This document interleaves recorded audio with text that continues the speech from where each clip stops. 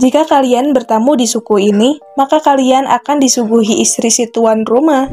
Bahkan si tuan rumah juga akan merelakan istrinya untuk tidur dengan tamu tersebut, sementara ia akan tidur di kamar lain. Halo teman-teman, selamat datang kembali di channelnya Ksatria Berkacu. Suku Himba atau dikenal juga sebagai suku merah merupakan sebuah suku yang berasal dari wilayah di Namibia Utara, di wilayah Kunene dan sepanjang sungai Kunene di Angola. Nah, salah satu ciri khas suku Himba yang sangat terkenal adalah kaum wanitanya, yang suka mengoles tubuh mereka dengan oatgis pasta. Skincare yang terbuat dari campuran lemak mentega dari hewan dan pigmen oker atau tanah merah. Ketersediaan air di wilayah tersebut sangatlah terbatas, bahkan saking sulitnya wanita di suku Himba terkenal tidak pernah mandi. Oleh karena itulah mereka memakai krim tanah merah tadi untuk membantu melawan radiasi matahari yang terik, sekaligus menjaga kulit tetap bersih dan lembab, serta menghambat pertumbuhan rambut di tubuh mereka. Selain itu, di atas kepala, wanita suku Himba biasa mengenakan mahkota Himba yang disebut erembe. Mahkota ini terbuat dari kulit sapi atau kambing dan diletakkan di kepala ketika seorang gadis mencapai masa pubertas. Keunikan lain suku Himba adalah mereka menawarkan istrinya pada setiap tamu. Jadi ketika seorang tamu datang, si tuan rumah akan menunjukkan kesenangannya dengan melakukan tradisi yang disebut Okujepisa Omu Kazendu, yang artinya istri pemilik rumah yang dikunjungi pria akan diberikan kepada tamunya untuk bermalam, sementara sang suami tidur di kamar lain. Sementara kalau nggak ada kamar, maka si suami yang akan tidur di luar. Sebagian besar anggota suku Himba adalah peternak. Ternak yang paling banyak adalah domba dan kambing. Selain beternak, suku Himba juga bertani tanaman tadah hujan seperti jagung dan millet. Sementara ternak adalah sumber utama susu dan daging bagi mereka.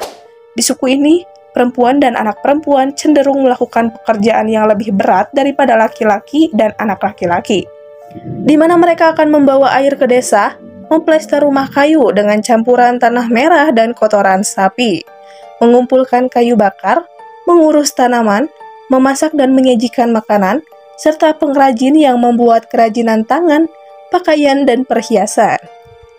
Selain itu, tanggung jawab untuk memerah susu sapi dan kambing juga berada di tangan perempuan dan anak perempuan, sementara tugas utama laki-laki adalah mengurus peternakan dan mengembala. Sering juga kaum laki-laki akan berada jauh dari rumah keluarga untuk waktu yang lama, baik untuk berburu maupun mengembala. Kemudian hal unik lain dari suku Himba adalah mandi asap. Mandi asap merupakan salah satu ciri suku Himba yang paling menonjol. Bahkan kaum wanita di suku ini tidak diperbolehkan untuk menggunakan air untuk mencuci. Kebiasaan ini berawal dari kekeringan hebat di mana air langka dan hanya laki-laki yang diizinkan mengakses air untuk keperluan mencuci. Selain mengoleskan krim merah pada kulit mereka, wanita Himba melakukan mandi asap setiap hari untuk menjaga kebersihan pribadi. Mereka akan menaruh beberapa arang yang membara ke dalam mangkuk kecil berisi tumbuhan. Mereka akan menunggu sampai asapnya naik, lalu setelah itu mereka akan membungkuk di atas mangkuk berasap sehingga karena panas mereka akan mulai berkeringat.